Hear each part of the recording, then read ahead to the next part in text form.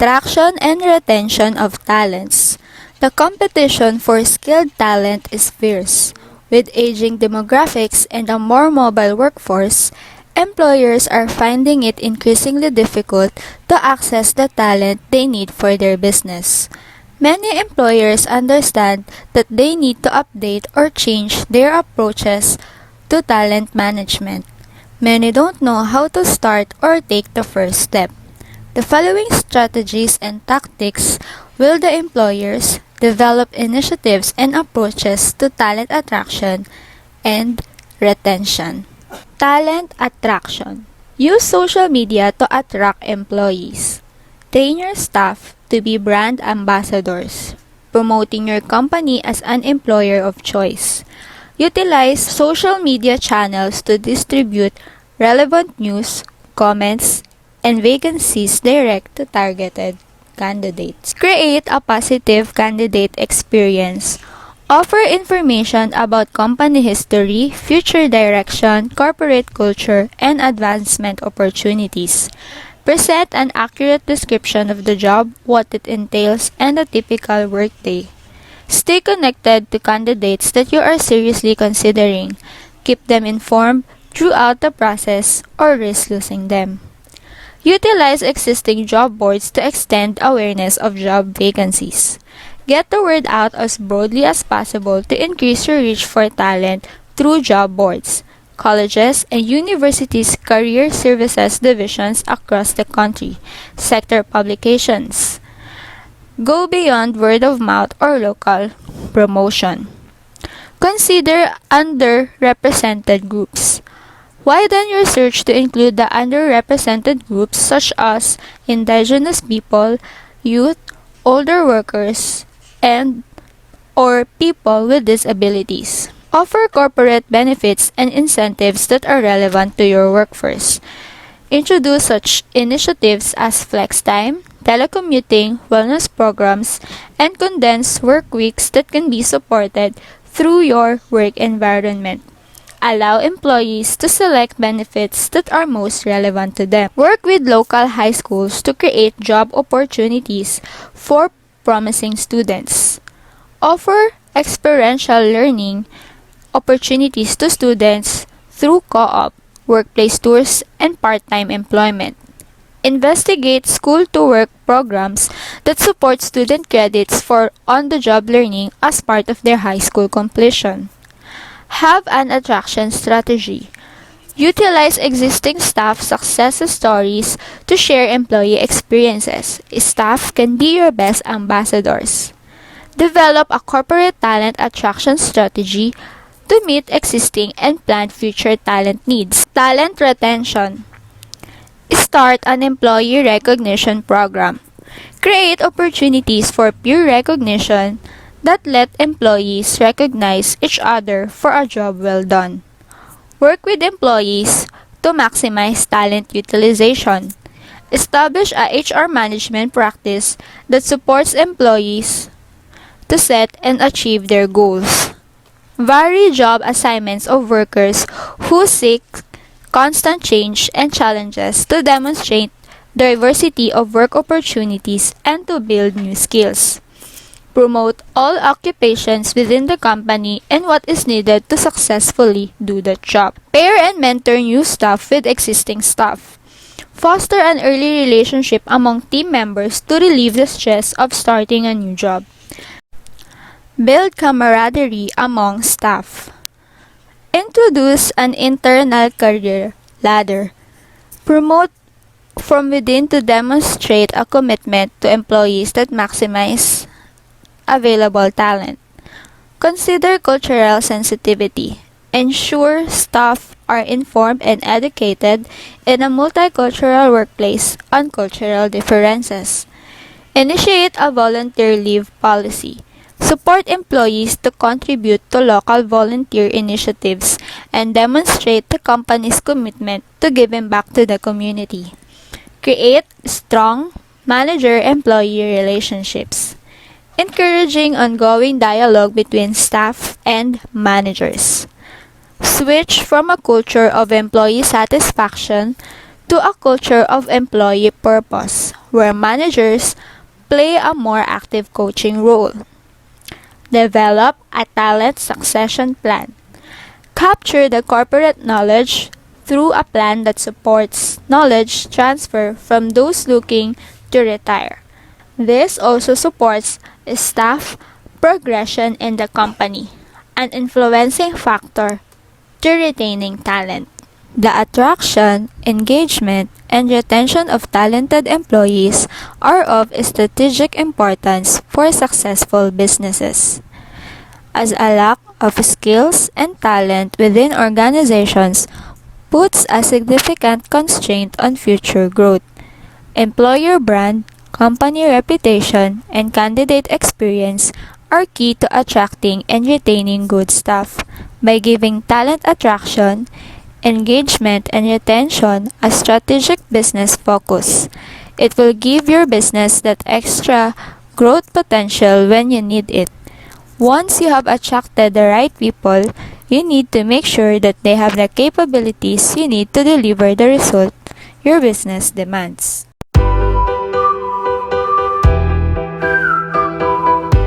People engagement or employee engagement.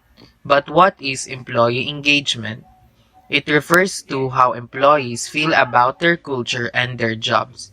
The stronger a company's culture, the better employees understand what is expected of them and what they're working toward. Engaged employees are more likely to stay happy, motivated, and committed to your company. Why is employee engagement important? Employee engagement goes beyond activities, games, and events. Employee engagement drives performance. Engaged employees look at the whole of the company and understand their purpose, where, and how they fit in. This leads to better decision making. Organizations with an engaged workforce outperform their competition. Moreover, expectations of employees have changed. Mobile professional careers are much more common than job for lifers. Retention of top talent is more difficult than before. A company that has an effective employee engagement strategy and a highly engaged workforce is more likely to retain top performers as well as attract new talent. Successful organizations are value-driven with employee-centric cultures. Components of employee engagement. There are two primary factors that drive employee engagement. These factors are based on statistical analysis and widely supported by industry research. The first one is the engagement with the organization. It measures how engaged employees are with the organization as a whole, and by extension, how they feel about senior management. This factor has to do with confidence in organizational leadership as well as trust, fairness, values, and respect. Example, how people like to be treated by others, both at work and outside of work. The next one is engagement with my manager.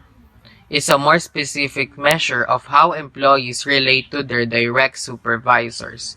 Topics include feeling valued, being treated fairly, receiving feedback and direction, and generally having a strong working relationship between employee and manager based on mutual respect. Employee engagement dynamics, drivers of engagement, and what matters most. Employee engagement surveys provide organizations with invaluable information. Knowing whether employees are engaged or disengaged is only the first step. You also need to be able to take action on the results. You need to understand the key drivers of engagement and disengagement. And you need to be strategic in order to be able to plan activities or initiatives that will have the greatest impact on increasing engagement. We employ two techniques that enable you to identify the key drivers of engagement in your company and to understand what to focus on and how to improve in those areas. Number 1. Priority level. We look at the statistical patterns across all groups in your organization to determine which items are impacting overall engagement within each demographic group. Items with low scores that are strongly linked to engagement are the areas where you will want to focus your change initiatives and engagement strategy. Number 2. Virtual focus groups. Next, we ask targeted follow-up questions at the end of the survey that ask employees to provide examples of problems as well as suggestions for how to improve. Once you have identified an area that needs improvement, you can turn to the comments where you will often find detailed information that provides that specific what, why, and how so you can take the action. Pockets of this content. An employee engagement survey can identify at risk. Demographic groups within your company. Understanding what is happening in these different demographic groups within your organization is at least as important as the overall level of engagement. When you find an at-risk group or an area where engagement is low, you can quickly drill down and look at the specific issues and dynamics within that group. Energizing and keeping people in momentum. Keeping people engaged and energetic for the entire year or an entire decade is like auto maintenance. The dials, gauge, and steering wheel are there for a reason. People quit being engaged and rapidly thereafter quit being energetic when stressed. As a leader or a CEO, one of your jobs is to watch for imbalances which causes stress. This is not unlike checking the tire pressure on your car. Not so long ago, you had to remember to check your tire pressure on a regular basis. Otherwise, your tires would wear out prematurely.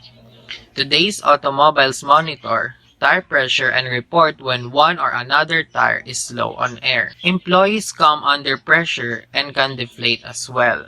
You need to create systems that regularly check for stresses within your company. If you are not constantly monitoring, there will be pressure within the organization. They build walls around their departments, teams, or even themselves, and as a result, intra-company relationships will suffer. Communication will all but stop. This is natural for people. Stress is unpleasant, and silo are defense mechanism.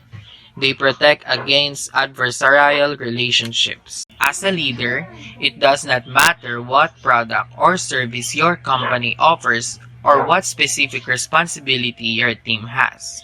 Your job is to motivate and develop your employees.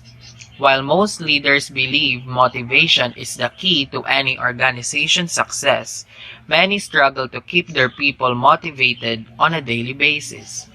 So, if keeping your teams motivated is a struggle in good times, is it even harder in a weak economy? Yes, absolutely. The focus shifts to the top economy. So it becomes even easier to ignore the day-to-day obstacles. Here's an idea.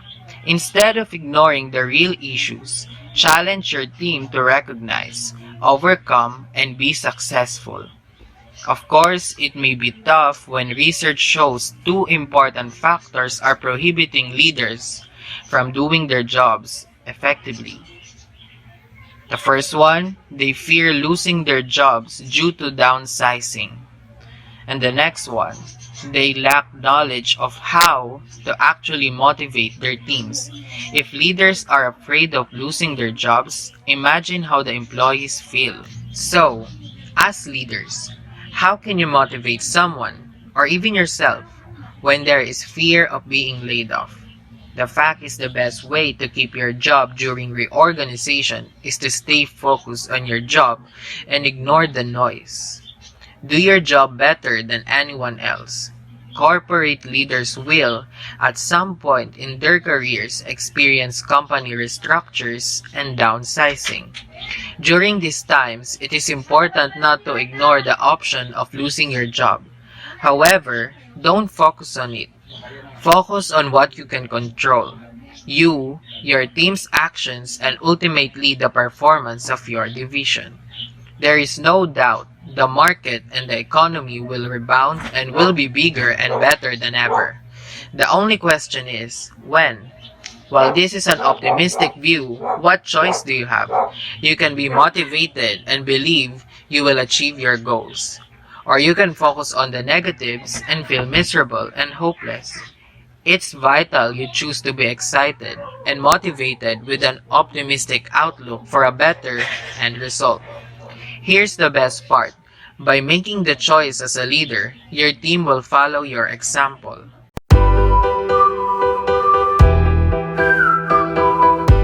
Changes in viewing work. Transformational change. This is a significant change that is taken strategically and typically targets a specific aspect of the business but affects the entire company.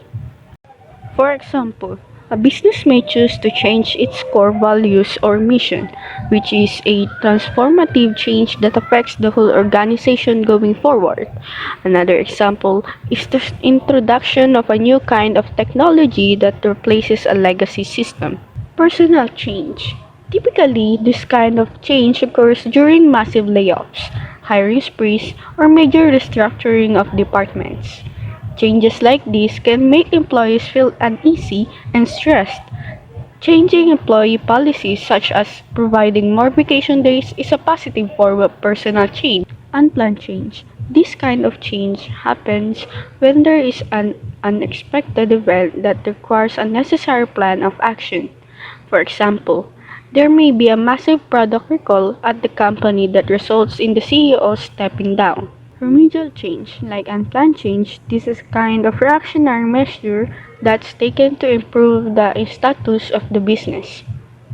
Where the company performs negatively, a remedial change can help it get out of the red and reach company goals. This may involve layoffs, a shift in focus, or hiring a new leadership.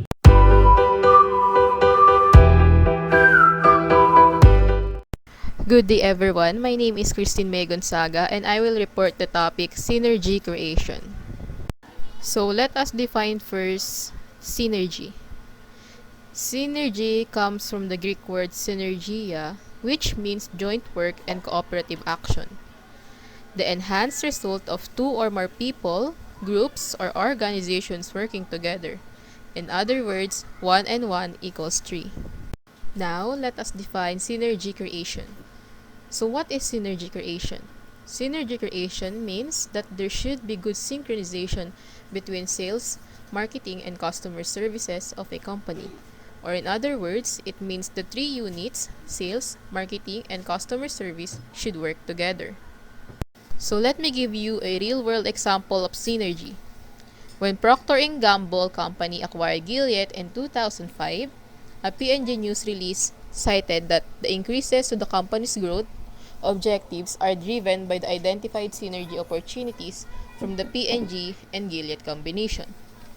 The company continues to expect cost synergies of approximately $1 to $1.2 billion and an increase in the annual sales run rate of about $750 million by 2008.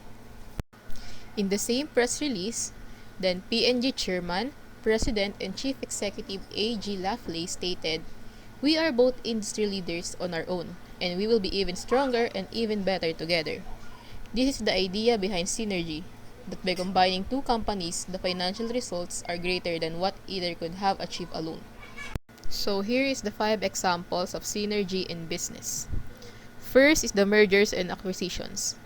Mergers and acquisitions is buying or teaming up with a complementary business and joining forces to grow faster. Next is adding substantial new products and or service lines. This will usually complement the products and services you already have, but they can be a completely new range. Third is the geographical expansion. Geographical expansion is selling interstate or internationally and having offices located in these areas. Expansions allows you to reach a larger base of target customers and therefore increases your revenue. Fourth is the franchising, creating a business model that can be replicated and sold to franchisee. You retain control of the core business elements but do not need to be involved in the everyday running of the franchise store. Fifth is the starting a new complementary or related business that fits in with what you currently do. You have an advantage of already knowing the market and what does and doesn't work, and knowing the needs and wants of your customer base. Advantages of synergy creation: increases the efficiency and decreases the cost of sales. Maximize chances of converting a potential customer into a customer. Builds morale of salespersons. Increases customer loyalty and retention. Improves customer experience. And last, increases profit for the organization. Synergy can also be negative. Negative synergy is derived when the value of the combined entities is less than the value of each entity if it operated alone. This could result if the merged firms experience problems caused by vastly different leadership styles and corporate cultures. So I will just end it with the quotes that is related to synergy, which is coming together is the beginning. Keeping together is a progress. Working together is success. By Henry Ford. Thank you.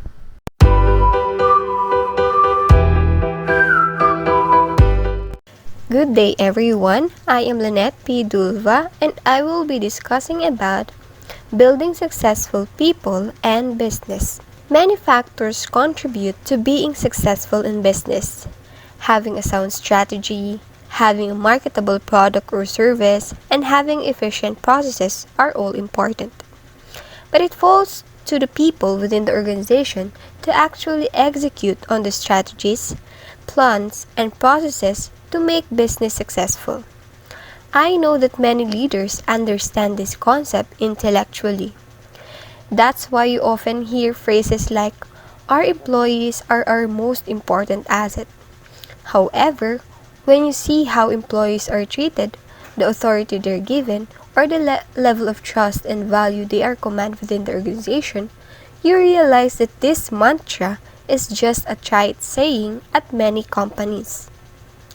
This shouldn't be a trite saying at all.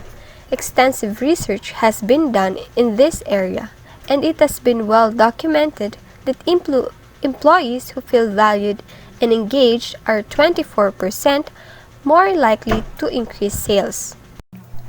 In the book of Jeffrey Pfeffer entitled The Human Equation, he answers the question of how substantial benefits in profits, quality, and productivity can occur simply by implementing high-commitment management practices.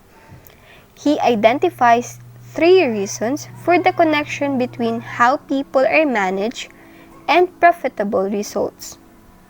First, people work harder because of the increased involvement and commitment that comes from having more control over and say in their work.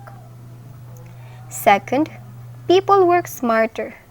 High-performance management practices encourage the building of skills and competence and facilitate the efforts of people in actually applying their wisdom and energy to enhancing organizational performance. Third, high-commitment management practices, by placing more responsibility in the hands of people farther down in the organization, save on administrative overhead as well as other costs associated with having an alienated workforce in an adversarial relationship with the management. So, we know that investing in people is an effective way of building our business and increasing profits. But exactly how is it done? In his book, Pfeffer identifies 7 dimensions that characterize most of the systems producing profits through people. They include employment security, selective hiring of new personnel, self-managed teams, and the centralization of decision-making as the basic principles of organizational design, comparatively high compensation contingent on organizational performance, extensive training, reduced status distinctions and barriers including dress, language, office arrangements, and wage differences across levels, extensive sharing of financial and performance information throughout the organization. Now, let us move on how to build a successful business. Here are the things that you have to do and consider. First is to have a written plan. Without a plan, it is merely a dream. Second, don't marry your plan. Every great military general in history has known that even the best laid plan sometimes has to thrown in the fire when the bullet starts flying. Adjust, confront, and conquer. Third, keep your ego in check and listen to others. Advisors are crucial because you need people to bounce ideas off, inspect what you're doing, and push you to greater accomplishments, holding you accountable for what you are committing to do. Always be good to your word and follow through on commitments, even when difficult and challenging. Don't take things personally and stay out of emotion. Fourth, keep track of everything and manage by numbers. Fifth, delegate to employees and avoid micromanaging them. Sixth, use the internet. It is incredibly powerful and very cost efficient, but it takes time and some skill. It is about creating community, using social media networking such as Facebook, YouTube, Twitter, and blogging to build rapport with your market. 7. Reinvent your business. It is net profit, not gross revenue, that you want to focus on. Separate yourself from your history and create a new competitive advantage, be it a focused niche or super service, but not by discounting them. Above all, have fun. Being an entrepreneur is a choice, so make it work. It can be done. You can survive, emerge, and succeed in this downsized economy if you follow the right path.